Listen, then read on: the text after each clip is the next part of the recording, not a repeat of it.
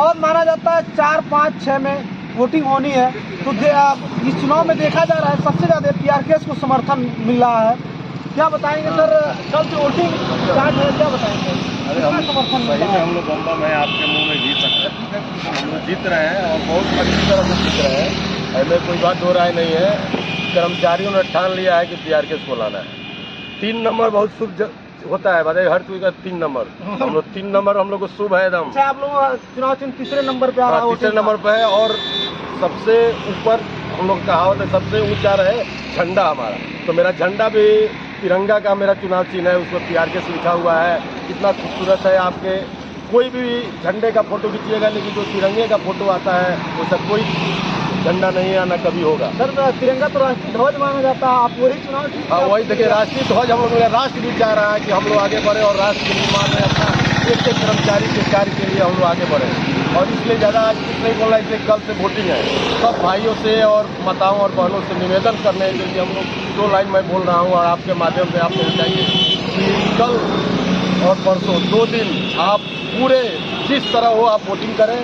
3 number पे है पीआरकेएस जो तिरंगे के ऊपर लिखा हुआ है, उसमें अपना वोटिंग करके अपना और विनोद राय को मजबूत करिए। विनोद राय मजबूत होंगे तो आप मजबूत होंगे।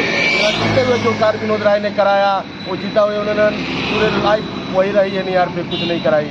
और एक वो मुट्ठी छाप वाले घूम रहे हैं मैं कराऊंगा, उन्होंने पेंशन के लिए मैं हम लोगों ने उनको जिताया ही, उसमें कोई कार्य नहीं किए हो। तो इसलिए एक ही विकल्प है पीआरकेएस। इसलिए आप लोग जात पात की राजनीति इसमें नहीं होती है, ये आपकी चुनाव है। अच्छा, ये पीआरकेएस क्या खिला दिया है अधिकारियों को? जहाँ जाओ पीआरकेएस बोल रहा है आज हर अधिकारी। क्या पीआरकेएस क्या खिला दिया है अधिकारियों के? डायरेक्ट किसी का नाम नहीं आ रहा पीआरकेएस का। ये आपका गलत सोच है पीआरकेएस ये एक ऐसा यूनियन जो किसी को खिलाती नहीं है। हम लोग घूस देने का काम नहीं करते, हम हक की लड़ाई लड़ते हैं। नहीं, क्या खिलाने के बाद और कुछ खिलाए नहीं, वो मेरे कार्य से प्रभावित है कि जो महामंत्री हारा होने के बाद हर कार्य के लिए सबसे पहले पहुंचता है। एक हम लोग के SC/ST के हैं, उन्होंने उस दिन भाषण में कहा था, आपने सुना होगा, चंद्रशेखर जी ने कहा था कि एम्बुलेंस नहीं पहुंचती है उससे पहले विनोद राय पहुंचते हैं। तो जब एम्बुलेंस से पहले अगर आपके साथ कोई घटना घटे और एम्बुलेंस नहीं पहुंचे, अगर विनोद राय पहुंचे तो आप किसको खोजिएगा? सबसे पहले विनोद राय पूछिएगा। आप विनोद राय हैं तो पीआरकेएस है। पीआरकेएस का हर सदस्य विनोद राय है, हर कोई महामंत्री है। इसलिए हर कोई चाह रहा है कि पीआरकेएस को जिताया जाए और इस जो अफसरशाही का युग है इसको खत्म किया जाए और कर्मचारी का CL का मैटर हो, OT का मैटर हो, मेडिकल का मैटर हो, ड्रेस का हो, जूते का हो, अरे क्या बने गिनाएं तो आपको 4 घंटा लग जाएगा, इतना कमियां है। 108 साल का क्या चल रहा है? 108 साल का मतलब 108 साल को लेकर लोग काफी विवाद चल रहा है। एक विवाद ये है कि एक महामंत्री 108 साल के हो गए हैं, उन्हीं के लोग कहते हैं और डॉक्यूमेंट में कुछ है और उनके अनुसार कुछ और है। हर साल 21 साल का बर्थडे 108 का बर्थडे हर साल मनाया जाता है और वो बढ़ता नहीं है वो।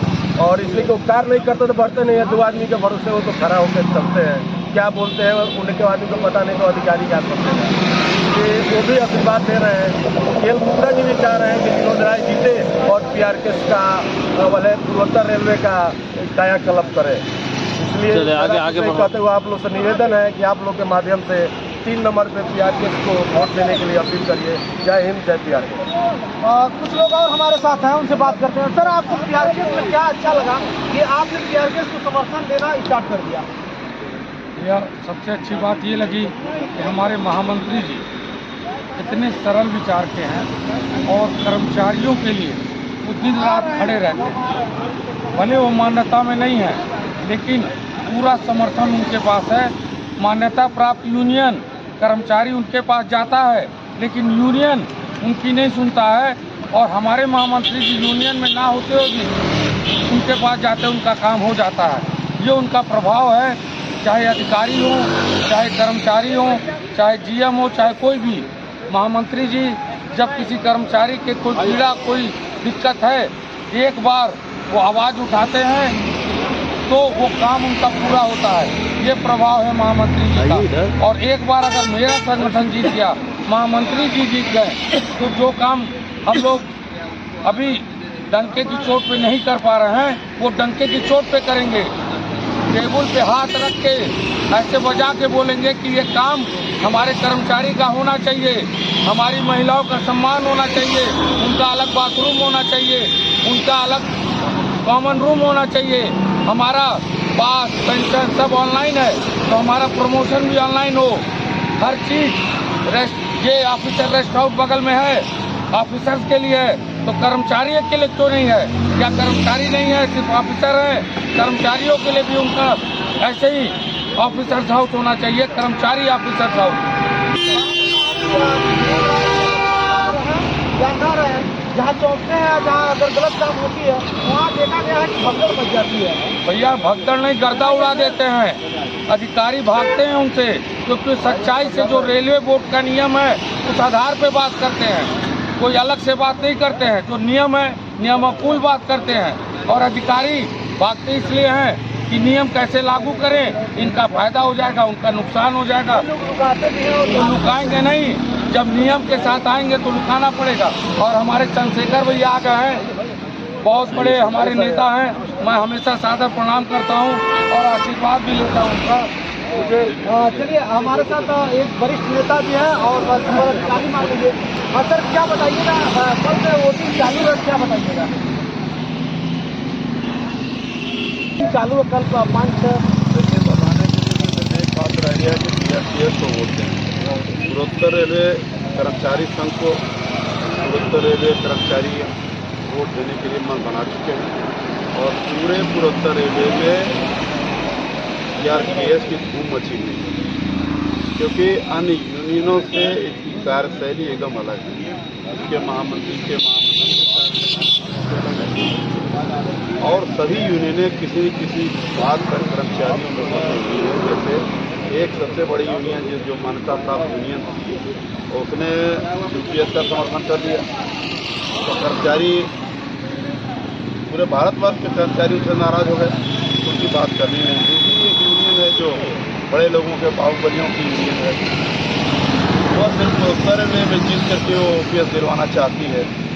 तो मैं तो ये सवाल रखना चाहता हूँ कि पूर्वोत्तर रेलवे में जीत करके सिर्फ आप OPS कैसे दिलवा सकते हैं, जबकि OPS मामला केंद्र का है। तो जब तक आपकी कोई फेडरेशन, मजबूत फेडरेशन केंद्र में नहीं होगी तब तक आप OPS नहीं दिलवा सकते। तो वो कर्मचारी को बरगलाने का काम लोग कर रहे हैं।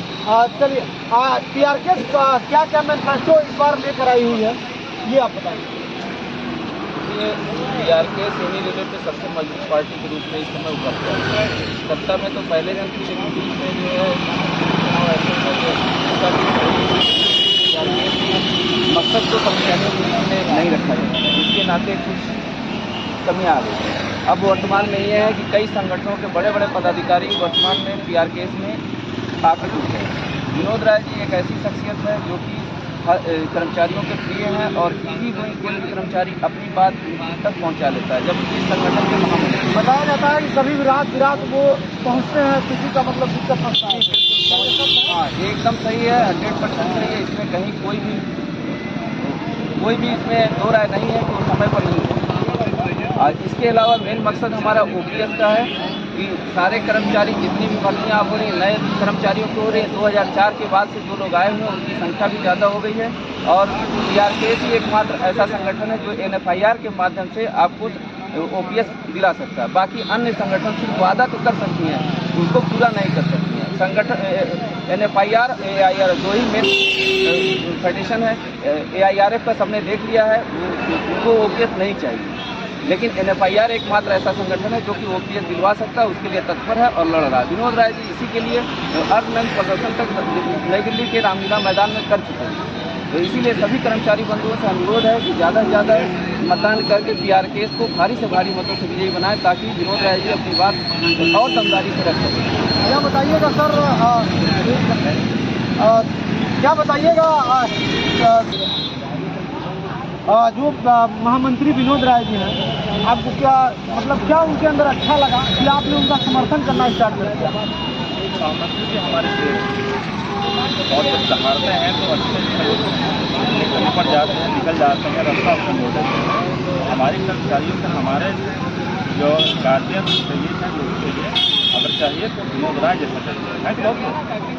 लेकिन हमारी ऐसे दूसरे का काम इतना मतलब ऐसे फंस गया था कि प्रशासन में विपक्ष वाले चाहे सत्ता वाली यूनियन सच्चाई दबाने की प्रयास किया जा रहा है। प्रयास किया जा रहा था।